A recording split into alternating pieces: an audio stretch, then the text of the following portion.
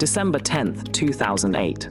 Manhattan is already cold, but not in a way you can explain with weather reports anymore. It feels heavier than that, like the air itself has been sitting still for too long and forgot how to move again. Inside a penthouse apartment, the lights are still on, but nothing about the room feels awake. Bernard Madoff is standing in the middle of the room with his two sons, both of whom works at his firm. There is no urgency in his voice. That's the first strange thing, because people don't usually sound like that when everything is about to end. For a moment, no one speaks. Not because there's nothing to say, but the way he's looking at them makes speech feel unnecessary. Then he starts explaining everything to them with context, just a sentence that lands too softly for what it means. The returns weren't real. All those client accounts are fake, and more important, the money, they never existed.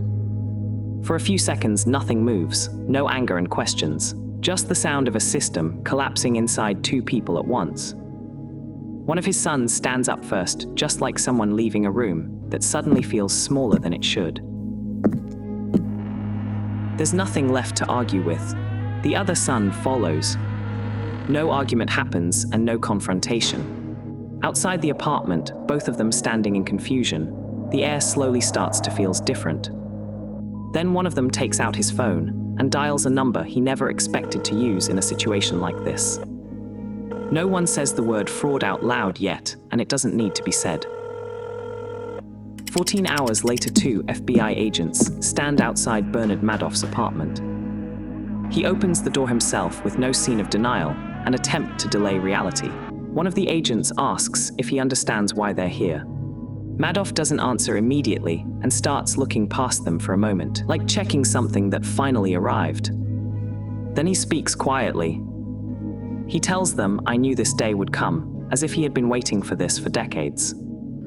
Bernard knows whatever had to break already broke somewhere else long before this moment. Inside, a system that operated for decades without interruption finally stops pretending it was never fragile. And somewhere beneath all of it, the real question isn't how he was caught. It's how something this larger was ever allowed to feel this normal. And more importantly, how does he ended up in this situation?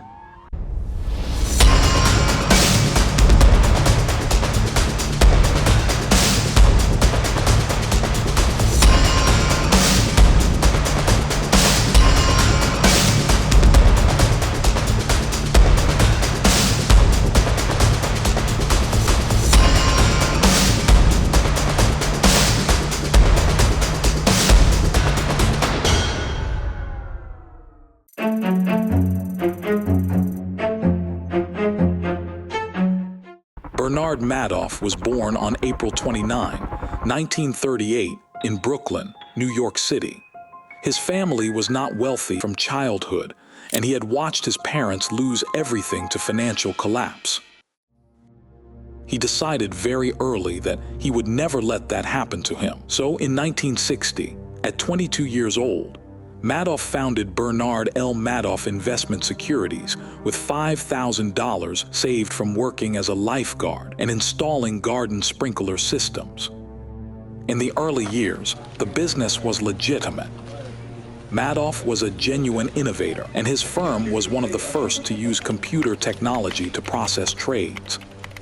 He also helped to develop the systems that would eventually become NASDAQ, the electronic stock exchange that now handles trillions of dollars in transactions daily. He was respected, well-connected, and served as chairman of NASDAQ 3 times. Till that time, everything was smooth. Nobody looked twice at Bernard Madoff, and that was always the point. Sometime in the late 1980s, the exact date has never been established, Madoff stopped actually investing his clients' money. Instead, he deposited client funds into a single Chase Bank account. When clients wanted returns, he paid them from that same account using money deposited by new clients. When new clients wanted withdrawals, he paid them the same way. He was not generating returns. He was just moving money in a circle. This is called a Ponzi scheme, named after Charles Ponzi, who ran a similar operation in 1920. The mechanism is simple. Pay old investors with new investor money. Maintain the illusion of returns and keep new money coming in faster than old money goes out. Every Ponzi scheme in history has ended the same way. Madoff knew this, as he ran his scheme for at least 20 years anyway. But what made Madoff different from every other fraudster was not the size of the scheme. It was the patience that he gave in it. Most financial fraudsters are greedy in a visible way. They buy yachts, build compounds, and live in a way that eventually draws attention of investigators. Madoff was living his life well as he had apartments in New York, Palm Beach, the French Riviera, and Montauk. He also had a yacht called Bull, and many other luxurious assets, but he was not conspicuous, not at the scale of what he was operating. For a man sitting on $65 billion in claimed assets, he lived like a successful but not extraordinary Wall Street figure. His investment strategy, the one he told clients about, was called the split strike conversion strategy. It involved buying stocks and using options to limit downside risk.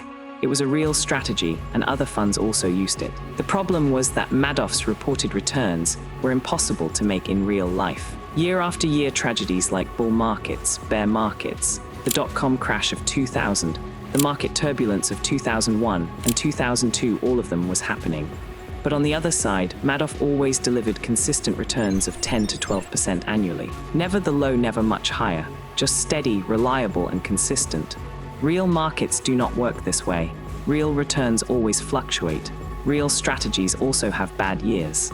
But Madoff never had a bad year. This should have been the loudest alarm bell in the history of finance. For 20 years, he did the same, but almost nobody heard it. But there was one person who got the idea of his unethical business model.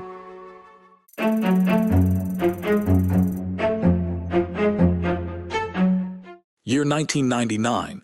The man sitting on the chair is Harry Markopolos, an American forensic accounting and financial fraud investigator. This time, he was sitting with Madoff's reported returns in his table. After looking at Madoff's return file, it took him just 4 minutes to conclude that Madoff's numbers did not add up. After 4 hours of failed attempts to replicate Madoff's numbers, Markopolos believed he had mathematically proven the numbers achieved by Madoff were impossible in real market. He brought his findings to the SEC, the Securities and Exchange Commission, in year 2000. SEC is the government body responsible for investigating exactly this kind of fraud happening in the market. But SEC did nothing at that time. Again, he went back in 2001 and again in 2005. He submitted a document titled "The World's Largest Hedge Fund is a Fraud." A 17 pages specific, well-documented and mathematically airtight report. The SEC investigated but found nothing and closed the case. Markopolos also went to the Wall Street Journal to publish his findings, but the journal declined to pursue the story. He spent 9 years trying to bring down Bernard Madoff, and for 9 years, the system that was designed to catch exactly this kind of fraud looked at the evidence and looked away. But how did Madoff continue the scam for 2 decades? Part of why Madoff survived so long was who his clients were. He did not advertise, never seek clients openly. His clients were invited into Bernard Madoff's fund, invited by someone who was already inside it. His client list read like a directory of the American elites, from hedge funds, banks, charitable foundations, film studios, and individual billionaires, to Steven Spielberg's charitable foundation, Elie Wiesel's Foundation for Humanity, and thousands of ordinary retirees who had been introduced through country clubs and synagogues, who had put their life savings into a fund they believed was the safest money could be. The average investor in Madoff's fund was not sophisticated Wall Street money. They were people who trusted someone they knew, who trusted Bernard Madoff. And the exclusivity of the scheme made it feel safer. It was either you had to be let in or you had to be worthy of it. From the very beginning, Madoff weaponized that trust. He understood that the desire to belong, to be inside the circle of people wealthy enough and connected enough to access his fund, would override the skepticism that should have been there. And he was right. His wealth management business ultimately grew into a multi-billion-dollar operation. But how this something so big operated and where?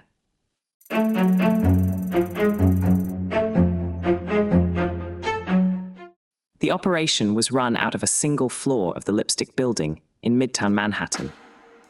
The investment advisory business, the fraudulent side, was kept completely separate from the legitimate trading business on the floors below, with different staffs, different computers, and different records established. The staff on the fraud floor were not all aware of what they were doing. Some were known, while most were simply told this is how the operation works. They were processing statements, generating fabricated trade confirmations, and maintained the records of a fund that was not investing in anything. On the center of everything this is Frank Di Pasquale. Di Pasquale is Madoff's deputy on the fraud floor. He is working for Madoff since 1975. He completely knows what Madoff doing is a complete scandal. But still, he managed the day-to-day mechanics of the fraud, fabricating returns, backdating trades, and generating false account statements. The statements were too perfect. Monthly reports showing holdings, trades, account values growing at steady and reliable rates. But none of it exists in real market. Every single trade confirmation was fabricated. Every single account statement was a lie. For 20 years, clients received lies in the mail and believed them blindly. The fraud survived as long as it did because of one structural reality. As long as more money was coming in than going out, it could continue. Madoff's reputation was carefully maintained as never aggressive, always exclusive. That exclusivity kept new money flowing in more and more. The consistent returns kept existing clients from withdrawing. The exclusivity kept clients from looking too hard. He ran the scheme through the dot-com crash. He ran it through 9/11. He ran it through the early 2000s market turbulence. Every time the market crashed and other funds collapsed, Madoff's numbers stayed steady. This made him look even safer, even more reliable. His clients moved more money in after every crash. They were not being stupid. They were being deceived by someone who had spent 40 years building a specific kind of trust. The same blind trust was the biggest mistake of investors' life, but till now they were unknown about that. Slowly, year by year, everything Harry Markopolos claimed about Madoff was going to make sense. And this time, something unexpected was coming for Madoff.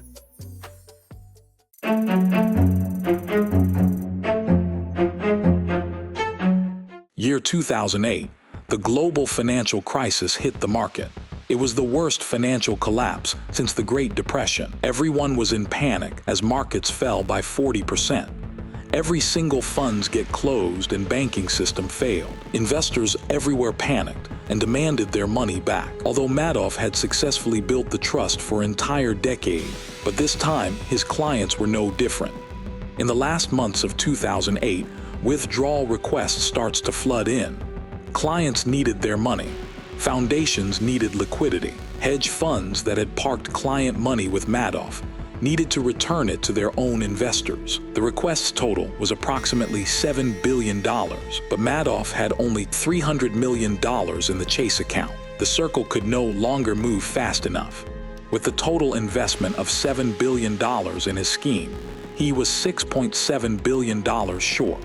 He had two choices: either find new money or confess. Madoff tried to find new money, reached out to contacts. He explored options, but nothing came through. On December 9th, 2008, he told his brother Peter about the panic. And on December 10th, he called his sons into the apartment. The arrest was quiet. 2 FBI agents knocked on Madoff's penthouse door on the morning of December 11th, 2008. He opened it himself. They asked if there was an innocent explanation for what had happened. "There is no innocent explanation," Madoff said. He was 69 years old by that time, who had spent 2 decades building and maintaining a fraud of a scale never seen before in American financial history. Madoff did not fight this time. He did not run from it. Instead, he opened the door and told the truth, because the truth had finally become unavoidable. He was arrested and later released on $10 million bail, secured against his apartment. On March 12, 2009, he pleaded guilty to 11 federal felonies, including securities fraud, wire fraud, mail fraud, money laundering, making false statements, perjury, theft from an employee benefit plan, and making false filings with the SEC. Finally, courts sentenced him to 150 years in federal prison, and the judge called it as extraordinarily evil. The real numbers, when they finally came out, were staggering. $65 billion, that was the total claimed value of client accounts, according to Madoff's own statements. The actual cash that had entered the fund over its lifetime was approximately $17 billion. The difference, $48 billion, was fictitious returns, numbers on statements that had never existed as real money.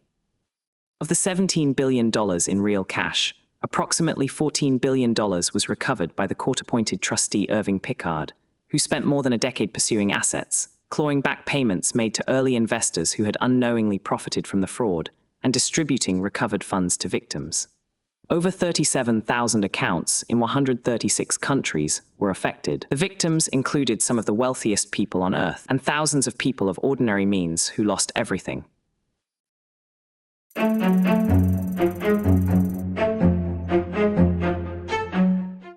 The questions that survived the fraud were harder than the fraud itself. How did the SEC miss it, not once, but repeatedly? Over 9 years of documented warnings, how did sophisticated institutional investors, hedge funds with entire risk management departments, fail to detect what Harry Markopolos proved in 4 hours with a spreadsheet? Part of the answer is that Madoff was one of them. He was not an outsider running a scheme. He was the chairman of NASDAQ. He was the elder statesman of Wall Street, and questioning him felt like questioning the institution itself. Part of the answer is that the returns were not impossibly high. They were impossibly consistent. Greed is easy to identify where consistency feels like safety. And part of the answer is that the system that was supposed to catch this, the regulators, the auditors, the financial press, were embedded in the same culture of trust that Madoff had spent 40 years cultivating. He did not steal $65 billion by being smarter than everyone. He stole it by understanding something that most people prefer not to know about themselves. In interviews conducted during his imprisonment, he expressed no dramatic remorse about the scheme. He explained it the way an engineer explains a system, how it worked, where its limits were, and why it lasted as long as it did. He built the most successful fraud in history and lived inside it like a man waiting for a sentence that had already been decided. And the last person to lose everything from his fraud was not a billionaire. She was a 73-year-old retired teacher from Florida who had put her entire pension, $350,000, into a fund recommended by her brother-in-law, who had been introduced to Madoff through a friend at his country club. She never met Madoff and never heard of the split-strike conversion strategy. She just trusted her brother-in-law. When the fraud collapsed, she lost everything: her retirement, her security, 20 years of savings. And in real life, this is what $65 billion looks like at the bottom, not just a number, but the lifetime earning of a person.